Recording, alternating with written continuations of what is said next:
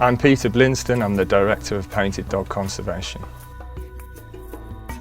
The dogs for me have always been a passion, and since I was a kid, it's the dogs that really got me interested in wildlife. Watching a documentary on TV when I was about 8 years old about the dogs, and that was it, I was hooked. We have around 700 dogs in Zimbabwe. There's about 6,000 to 7,000 in the whole of Africa. The dogs really are very endangered. Zimbabwe is one of the few countries where painted dogs still have a fighting chance to survive, because there's huge wildlife areas which can absorb some of the pressure from human populations. There are particular threats that are driving them towards extinction. At Painted Dog Conservation, what we're trying to do is address as many of those threats as we can. One of the biggest threats to dogs in these areas is poaching. Guys setting snares for bushmeat, and the dogs get caught in these snares all the time.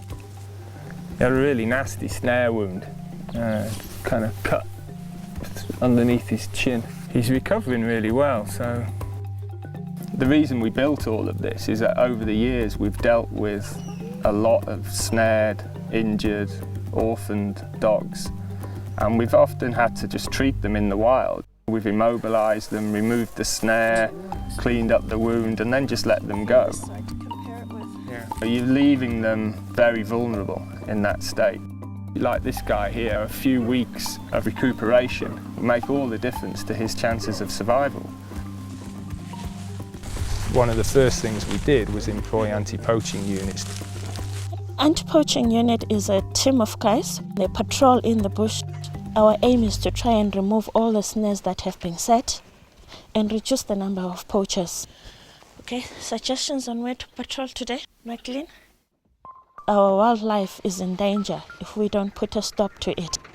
These guys, they'll collect over 3,000 snares a year, and that's 300–400 animals' lives that they save, let alone the number of dogs that they save. And we use those snares then at our art centre to create crafts.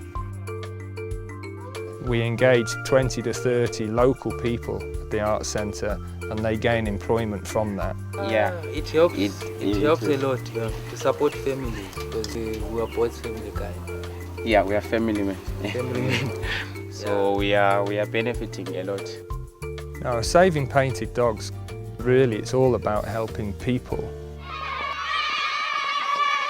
Okay guys. Our bush camp programme is one of our flagship programmes. We have 1,000 children a year that come here.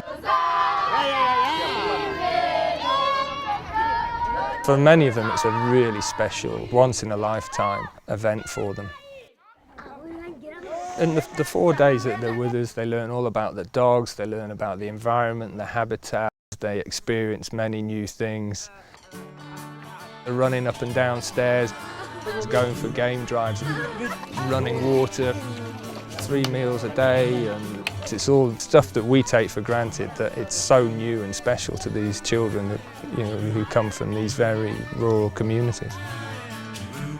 And for many of them, it's the first time they'll see any wildlife.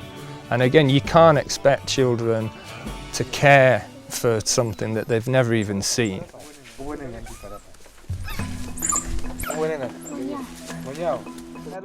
Because we take these children in, they're about 12 years old on average, and that's at the age where they don't have any preconceived ideas or opinions, and you can introduce new ideas, new thoughts, new concepts to them, and suddenly that impala is no longer meat, that tree is no longer firewood, it's a living, breathing, integral part of the system that they are also so dependent upon.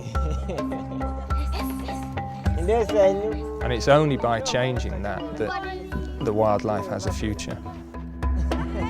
It's a life-changing experience of people. You look at Pride. She came here as a 12-year-old. The bush camp changed my life and inspired me to be a journalist. I want our community and the whole world to love our wildlife. And that's how it should be. This is their heritage. The wildlife only has a future if these kids care for it. We employ a lot of local people like Jealous, who have come from very humble backgrounds, and we've trained them up to become real experts, real specialists in their field. I'm the head tracker of painted dog conservation. It's a moving signal. Dogs. Jealous has won 2 conservation awards, one from Disney, one from the Van Tienhoven Foundation. He's a role model not only to the children that come to the bush camp, but our own staff and to the community. Maybe they're coming this way. He's an expert in his field when it comes to tracking dogs.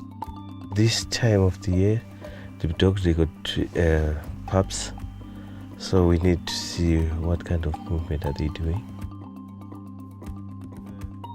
I love my painted dogs. And his status in the community has really risen. I mean, he's quite an ambassador for PDC. Hi, Jealous. Good morning, Peter. How are you? All right, thanks. How was the... This morning we just went looking for Malpa pig. And his life has changed immeasurably because of Painted Dog. Okay, we'll see you later then, yeah? Okay, thank you very much. Maria was selling baskets on the side of the road, but she was such a personality that when we'd finished building the visitor centre, we gave her a chance here. She's so good with people. A dog by the name called Eye Spot. Painted dogs are endangered species.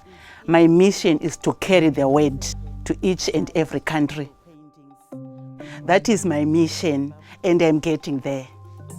It exposes them. If it was not for the dogs, I think I don't know where I will be. Because of the dogs, I am here. And my life, personal life, has changed.